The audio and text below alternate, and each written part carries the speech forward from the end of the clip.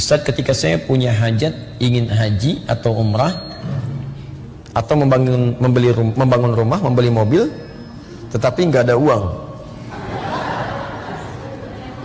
terus masalahnya apa? Ya,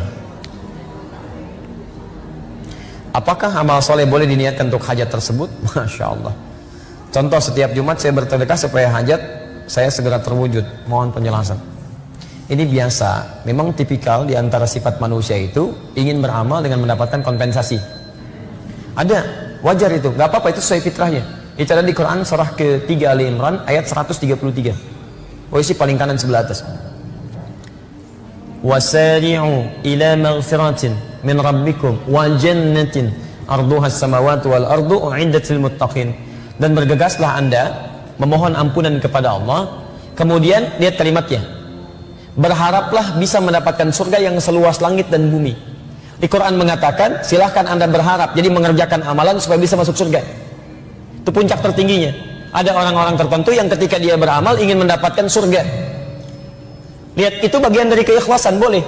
Ikhlas paling rendah itu ketika dia mengerjakan sesuatu ingin mendapatkan balasan tapi sesuai keinginan Allah. Kan yang perintahkan kita masuk surga kan Allah. Jadi kalau kita misalnya mengatakan saya salat karena Allah, iya, saya salat ingin mendapatkan surga, boleh nggak? Boleh, karena Allah menyuruh supaya kita salat mendapatkan surga. Tapi itu tingkatan paling bawah. Puncak tertingginya saya nggak peduli mau masuk surga atau kemanapun, terserah Allah, yang penting saya salat Allah ridha.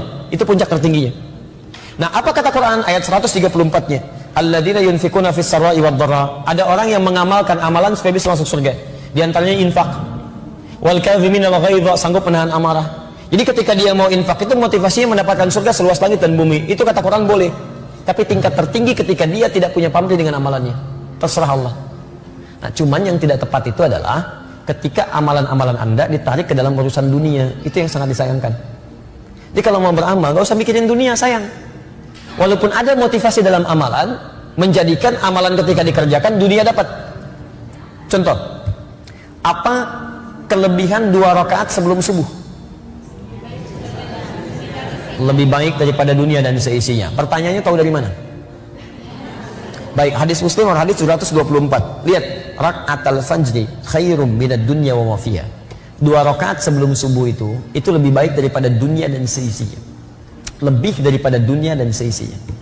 Jadi kalau Anda bisa mengerjakan 2 rakaat itu, Anda mendapatkan lebih daripada dunia dan seisinya. Lebih daripada dunia dan seisinya. Ada yang menafsirkan itu pahala yang tidak bisa ditandingi oleh dunia dan seisinya. Ada yang menafsirkan bahwa keadaan kita itu dijadikan memiliki sesuatu lebih daripada dunia dan seisinya. Maksudnya apa? Maksudnya hidup dia tidak akan diperbudak oleh urusan dunia, tapi dunia jadikan kecil sesuai dengan hajat kebutuhannya. Dia nggak memandang dunia itu besar, tidak.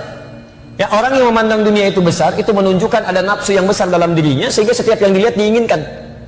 Ahli 2 rakaat sebelum subuh itu dia memandang dunia kecil. Saya nggak butuh. Yang saya butuhkannya yang saya ambil. Misal, saya butuh pakaian untuk sholat. Ketika dia butuh pakaian untuk sekedar sholat, maka dia hanya akan membeli pakaian untuk sholatnya. Yang lain walaupun banyak modelnya, itu kecil bagi saya nggak butuh. Cuman ingin, capek. Dia butuh minum. Apa fungsi minum? Menghilangkan haus. Yang penting air putih. Kan fungsinya menghilangkan haus. Ketika dia merasa apa yang dia butuhkan itu dia kerjakan, maka dia akan dicukupkan oleh Allah kepada yang dibutuhkan saja. Yang lainnya kecil, tidak dianggap penting. Jadi orang seperti ini hidupnya nggak capek. Yang penting ada air putih, selesai. Apa fungsi makanan? Yang penting ada makanan. Jadi malam-malam nasi ada, kebuli aja, nasi goreng ada, masya Allah. Nggak enak pengen nasi goreng kebun sirih, masya Allah. Bayangkan jam 12 kebun sirih, Pak. Jam 12 udah berangkat, macet-macet luar biasa. Sampai sana tutup. Capek. Ya. Jadi saran saya, misal ada janji banyak di Al-Quran. Misal, mohon maaf ya, orang-orang yang infak itu, yang sedekah itu diberikan balasan minimal 700 kali lipat, ada 10 kali lipat. Tapi ketika Anda akan infak, Anda nggak usah mikirkan balasan. Infak aja dulu. Karena pemberian Allah itu tidak harus langsung berupa balasan dalam bentuk yang Anda pikirkan. Misal, ada orang perhitungan gini, kalau saya berikan 5.000, saya dapat 50.000. 50.000 pemberian Allah itu belum tentu dalam bentuk uang. Kesehatan, bisa. Traktir teman, kenyamanan, ketenangan. Kadang-kadang itu lebih penting. Ayo pilih mana?